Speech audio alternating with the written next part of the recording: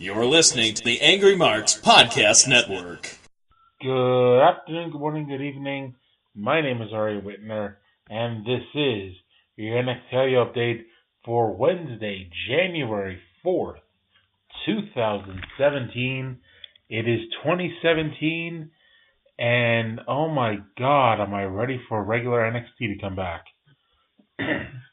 If I ever complain about how pointless or how boring a random episode of NXT is, just threaten me with having to watch more of these 2-hour house show specials on the network.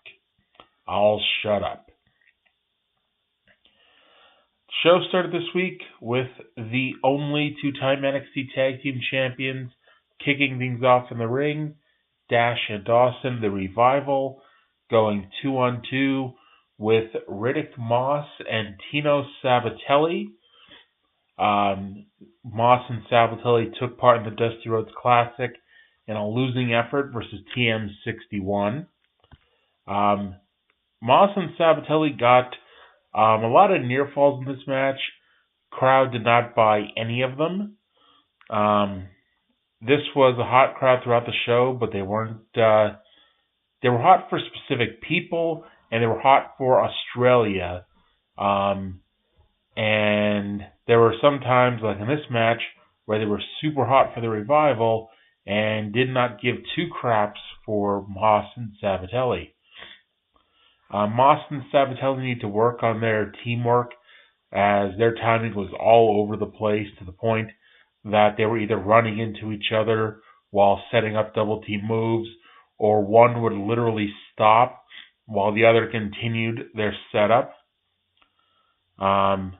Despite being the more popular team by far, the Revival got the heat on Moss. Sabatelli got the hot tag, which the fans booed. Tino ran wild as the fans ran mild. The finish saw Moss and Sabatelli get a bunch of near falls in an effort to give them some degree of credibility, but the fans did not believe it and did celebrate when the Revival hit the Shatter Machine for the win. I want to point out, by the way, in case I forget, that multiple times during the show, the announcers went out of their way to chastise the crowd for chanting 10 at inappropriate times during the show. The next match was not one of them, because Ty Dillinger was up next. Ty Dillinger teaming up with Melbourne, Australia's Buddy Murphy to take on the Drifter, Elias Sampson, and Bobby Roode. They were in Melbourne. Buddy Murphy was the hometown babyface, and he got the weakest reaction of the four. Dillinger and Roode were treated like the second comings of Christ. Sampson was treated like the devil, and Buddy Murphy got a adequate reaction. I guess is the best way to describe it. Elias Sampson's here just in case you think that all NXT heels are way too popular.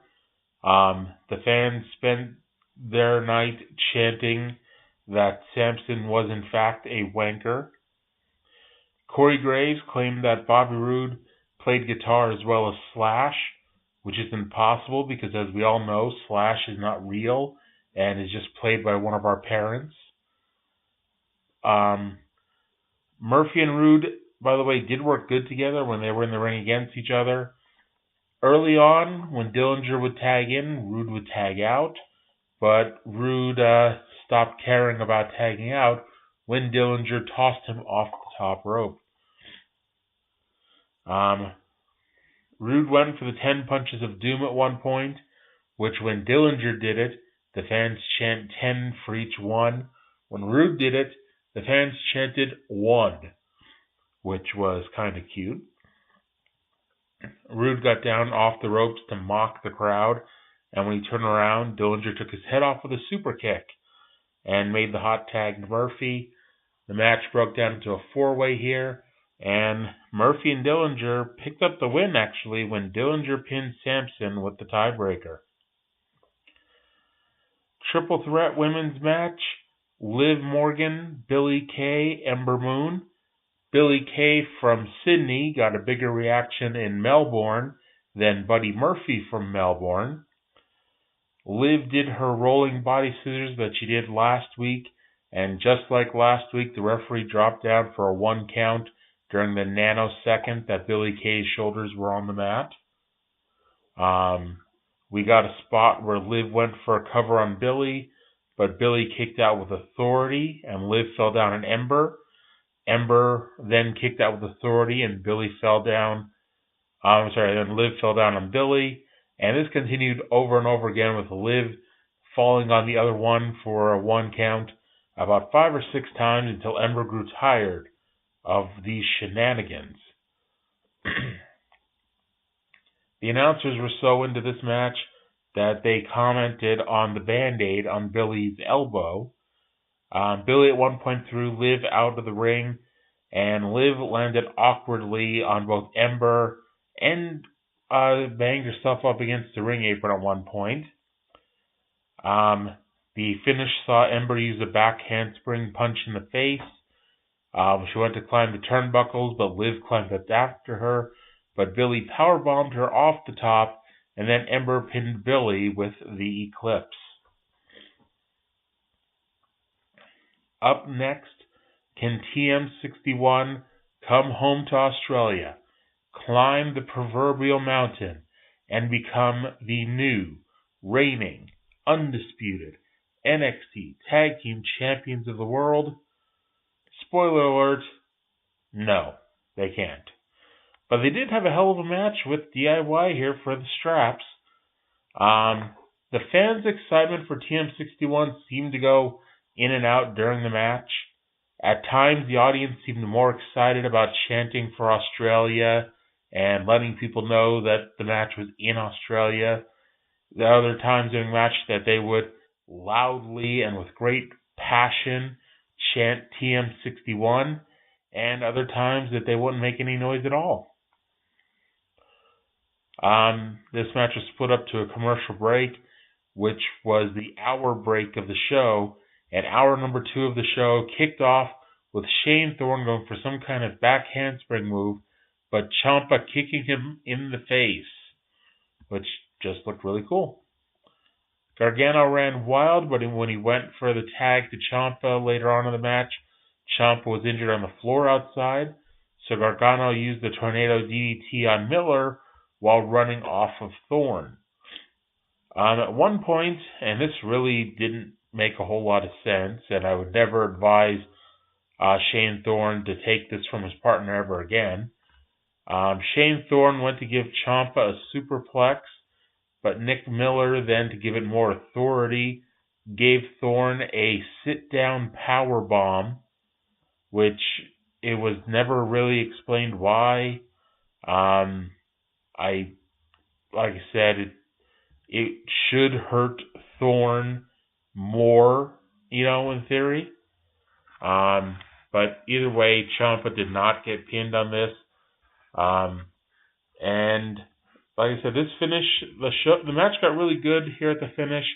TM61 got a lot of false finishes before doing the job at the end to the double charge. Unlike with Moss and Sabatelli earlier, the fans actually thought for a minute there was a chance TM61 might win. After the match, the fans gave the challengers a standing ovation, so DIY, who had already walked to the back, came back down and shook their hands. Next week, we're back in Full Sail. Asuka is in action, and also the rematch from NXT TakeOver Toronto, DIY versus The Revival for the NXT Tag Team titles. The winners go to TakeOver San Antonio to defend against the Authors of Pain. And then in a match that it seems like I've already talked about, Shinsuke Nakamura defeated Samoa Joe in a steel cage match to retain the NXT title. If it feels like I've already reviewed that match before, it's because I have. Because we've already seen this match. This was the unedited version but unlike last week when they showed the unedited version from Osaka, the middle 5 or 6 minutes did not make this match any better. And actually, the crowd was kind of dead in the middle there. It was so quiet that one person by himself was chanting, "Let's go Cena, Cena sucks," as being picked up very loudly and very clearly over the house mic. Remember the good old days when people just chanted that during Cena matches? Man, those were the good old days. But anyway, as I mentioned before, Nakamura won with 3 Kinshasas, picked up the win, ending the rivalry, and now can turn his attention to the glorious Bobby Roode in just over 3 weeks at TakeOver. So that's going to do it for this week. Like I said, next week we're back to normal over at Full Sail University. Until then, I want to thank everyone for listening, and I'll talk to you again in 7 days.